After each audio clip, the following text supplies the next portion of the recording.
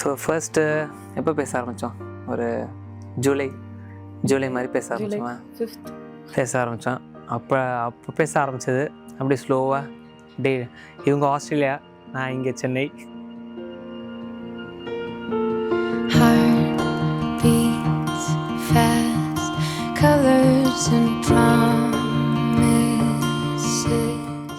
ஜாலியாக கல்யாணமே வேணான்னு சொல்லிட்டு சுற்றிட்டு இருந்தேன். தெரியாமல் ஒரு ஃபோன் பேசிட்டேன். அப்புறம் இங்கே வந்து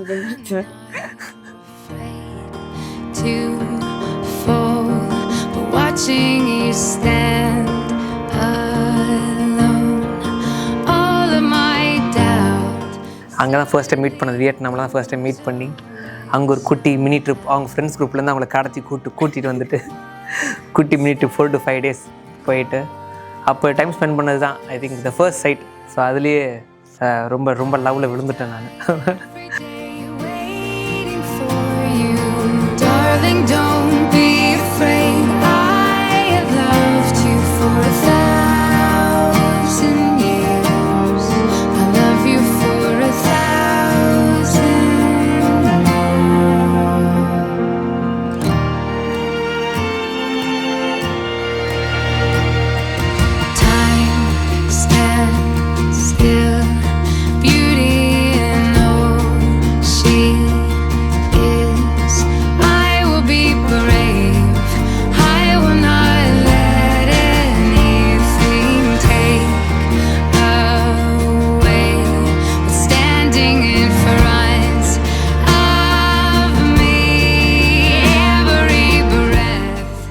யூஸ்வலாக ஷை ஆக மாட்டேன்.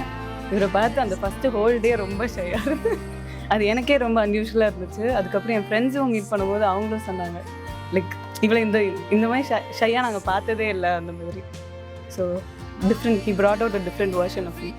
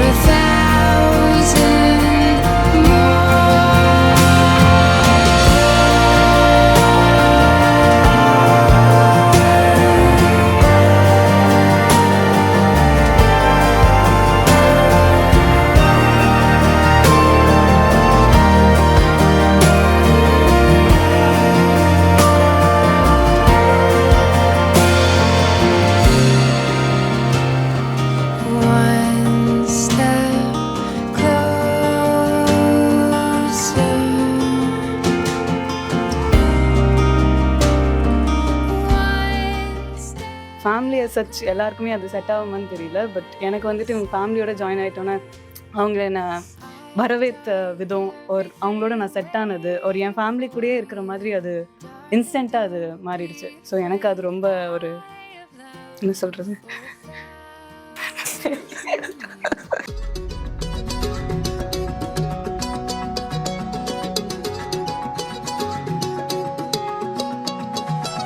வானம் பார்த்து கிடந்தேனே, மழையாய் வந்து விழுந்தாயே, வழி துணையே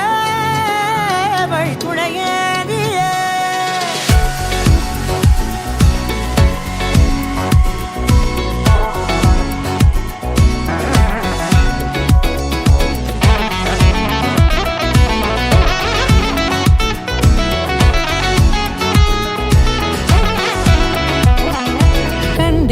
கண்டேன் என்னுடையவளை, தந்தேன் மிச்ச உயிரை. கண்டேன் என்னுடையவனை, தந்தேன் மிச்ச உயிரை.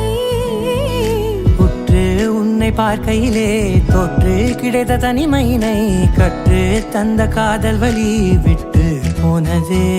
ஊர் கூடும் நல்ல நல்ல தளங்கள் எல்லாம் உன்னை கூட்டிக் கொண்டு கை கோர்த்து கொண்டு இதை சேர்த்து வைக்க நல்ல இடங்களை நாம் தேடி தேடி போவோம்.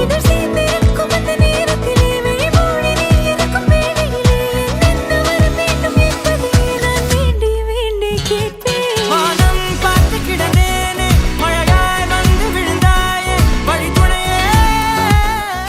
Dancing family. ஸோ இவங்களோட சேர்ந்து இப்போ நானும் ஒரு டான்ஸராக மாறிக்கிட்டு இருக்கேன்.